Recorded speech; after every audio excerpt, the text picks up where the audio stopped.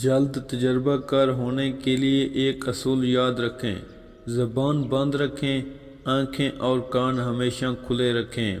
اگر تم کسی اور کے خواب پورے کرنے کے لیے محنت کر رہے ہو تو در حقیقت تم اپنے خوابوں کو قربان کر رہے ہو۔ خاموشی ایک ایسا عمل ہے جسے اختیار کر لینے سے انسان کو کبھی شرمندگی نہیں اٹھانی پڑتی۔ دوستوں کے مسائل آپ کے مسائل بن جاتے ہیں، اس لیے جتنے کم دوست ہوں گے اتنے ہی کم مسائل ہوں گے۔ وقت سب کو ملتا ہے زندگی بدلنے کے لیے، لیکن زندگی دوبارہ نہیں ملتی وقت بدلنے کے لیے۔ اگر کوئی کام کسی کے سپرد کرنا ہو تو وہ کسی عقل مند انسان کے سپرد کرنا، اگر عقل مند میسر نہ ہو تو اسے خود سر انجام دینا۔ غلاموں سے سب سے پہلے تعلیم چھین لی جاتی ہے، کیونکہ آزادی حاصل کرنے کی آرزو کو چنگاری علم دیتا ہے۔ عورت کی بربادی کا وقت تب شروع ہوتا ہے جب اسے مختلف مردوں سے اپنی تعریفیں سننے کی عادت پڑ جائے۔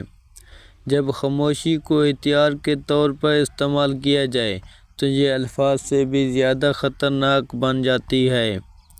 جہاں پانی گرتا ہے وہاں سبزہ اگتا ہے، اور جہاں آنسو گرتا ہے وہاں اللہ کی رحمت اترتی ہے۔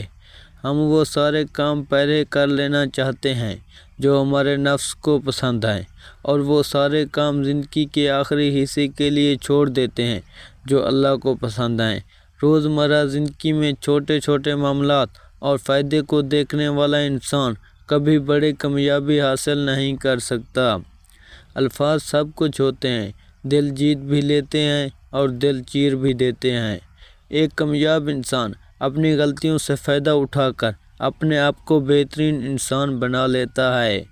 یہ بات انسانی فطرت کا حصہ ہے کہ جس چیز کو وہ حاصل نہیں کر پاتا پھر اس میں نقص نکالتا ہے۔ کچھ لوگ جب روتے ہیں تو اس لیے نہیں کہ وہ کمزور ہوتے ہیں، بلکہ اس لیے مضبوط رہتے رہتے تھک جاتے ہیں۔ زندگی سے کبھی پیار نہ کرو، یہ کسی سے وفا نہیں کرتی، اور موت کو کبھی مت بھولو، یہ کسی کو دھوکہ نہیں دیتی۔ مجھے ان لوگوں کی پرواہ نہیں جو میرے دشمن ہیں، محتاط ان لوگوں سے رہتا ہوں جو میرے ساتھ ہوتے ہوئے ذہن میں بغض اور نفرت رکھتے ہیں۔ اکثر لوگوں میں تکبر ہوتا ہے۔